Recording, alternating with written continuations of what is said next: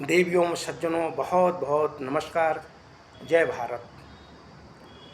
स्वास्थ्य को उत्तम कोटि का बनाने के लिए अगर एक सूत्र को पकड़ लिया जाए तो निश्चित रूप से उत्तम कोटि का स्वास्थ्य हो सकता है। मार्केट की कोई भी चीज़ जो पकी हुई चीज़ है उसे हम लगभग खाना बंद कर दें या अत्यंत न्यूनतम कर दें। आदर्श स्थिति है कि हम खाना बंद कर दें। लगभग से मार्केट की कोई चीज़, पकी हुई चीज़, बनी हुई चीज़ जो सीधे ग्रहण करने योग्य है वो खाना बंद कर दें।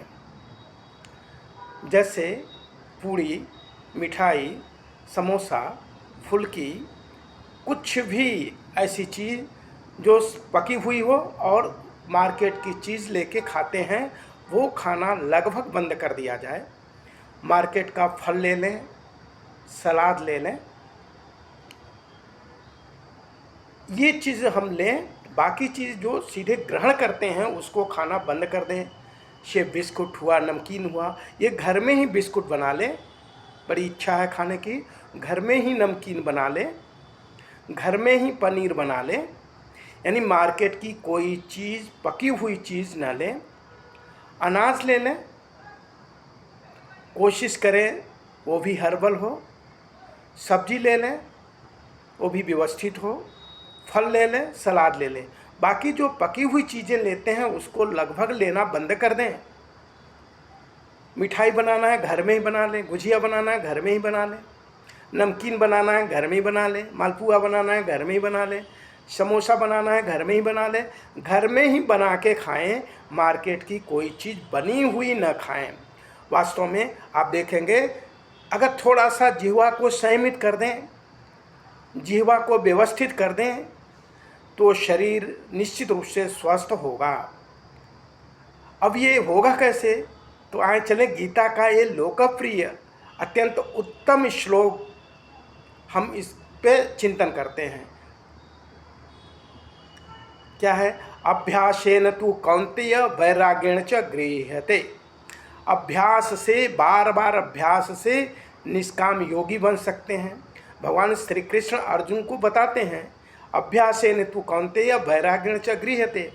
अभ्यास से हे अर्जुन निष्काम योगी बन सकते हैं।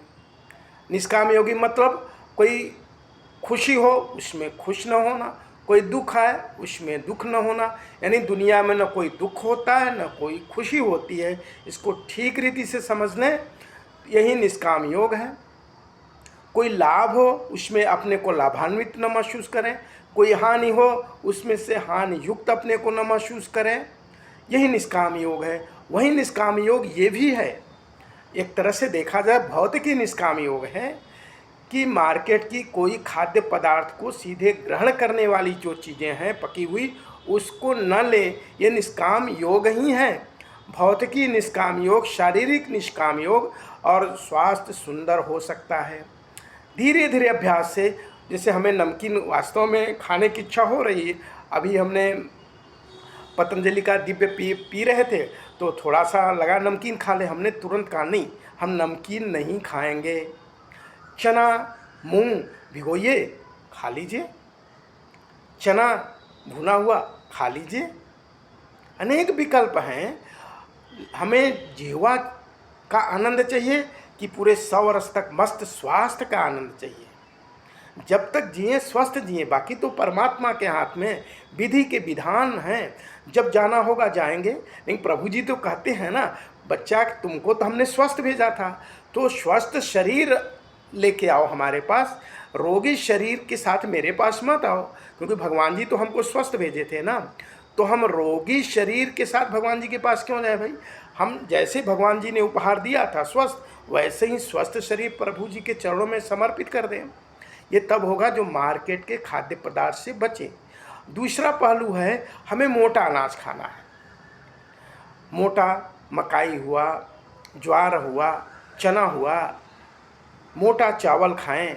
महीन चावल 70-80-100 रुपया किलो चावल खाना, उससे बेहतर मैं समझता हूँ, मेरा व्यक्तिगत ये निवेदन है, ये कोई मेरा व्यक्तिगत निवेदन नहीं है, ये कोई हमने अन्वेषण नहीं किया। तमाम विचारकों ने, मनीषियों ने, एक्सपर्ट्स ने बताया कि मोटा अनाज खाने से स्वास्थ्य के लिए ठीक होता है, तो मोटा अनाज लें। अब जैसे आम का समय है, आम कच्चा लाएं और घर में ही पकाएं, फिर देखिए कोई मिलावट नहीं। कच्चा पपीता लाएं, घर में ही पकाएं, सब्जी भी खाएं, पका के खाएं।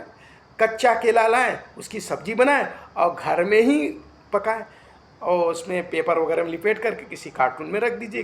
तमाम विधि है पकाने का।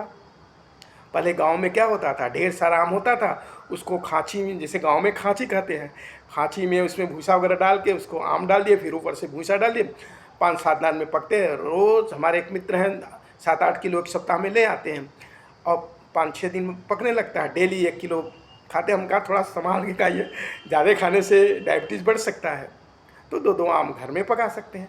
कुल मिला के हमें ऐसा ध्यान देना है जिससे स्वास्थ्य उत्तम हो, शरीर स्वस्थ हो, इस पे विचार करना है। हमें जिह्वा पे धीरे धीरे संयमित होना है। प्रभु जी कहते हैं जिह्वा को संयमित हो और प्रभु जी के चरण में मन लगाएं, जीवन आनंद से भर जाएगा, प्रसन्नता से भर जाएगा और कोई कष्ट ही नहीं होगा। जय भारत, जय भारत।